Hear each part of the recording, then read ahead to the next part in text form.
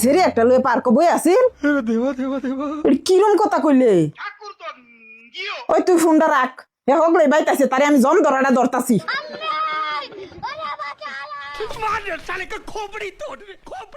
গেন্দার বাপ তোমার লগে একটা আলাপ আছে এটা ফোন করতেছি। হ্যালো, তুই যে তোর গার্লফ্রেন্ডে চেক করবার লাগে আমার বুগুলো বয়াত হয়ে গেলি, আমি তার আগাগুড়ি চেক করে যা পাইলাম এই সেরিয়া তুই বিয়া করিস না। দুনিয়ার খাফর আছে রে, আর স্বভাবও ভালো না। আমি তারে কইতেছি একটু দূরাবিল সরে বউ, হ্যাঁ আমার বুগুলো চাপতে চাপতে আমার কান্দ আত হয়ে বইছে। মানুষে দেখলে কি কইব? আচ্ছা তো তোর লাগে আমি ফেসো হল্লাম হইলে কেউ যদি গেন্দার মারে ফোন করে কইতো যে আমি পার্ক সেরেন লয়ে বই রইছি, কি হইতো? না না না, গেন্দার মাই রুম না যে কেউ কিছু কইলে এটা বিশ্বাস করে আমার লগে কাজে লাগিয়ে পড়বো।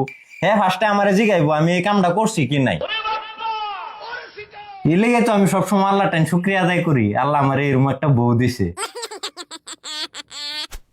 আমিও চাই তুই গেন্দার মার মতন একটা জ্ঞানী গুণী দেখে বিয়া কর, তে যদি দুনিয়াটার মধ্যে শান্তিত খায় বাচ্চা থাকতারস। गजब टू विवाद आदमी। 2 ঘন্টা রইলাম শরীর লগে, ওহন ক ফুচকা খাইবো, একটু পরে ক জালমুড়ি খাইবো, আরেকবার ক আইসক্রিম খাইবো। আমি কই শরীর দু একেবারে শরম নাই।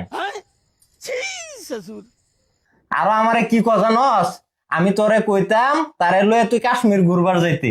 শরীর মনো যে বড় বড় আশা, এই আশা তুই ফালতারতে না, আরো পরে সংসার অশান্তি হইব। এক কাম করাম না, এই শরীর আশা বাদ দে, তোর লাগে বালা কন্যা দেখতাছি।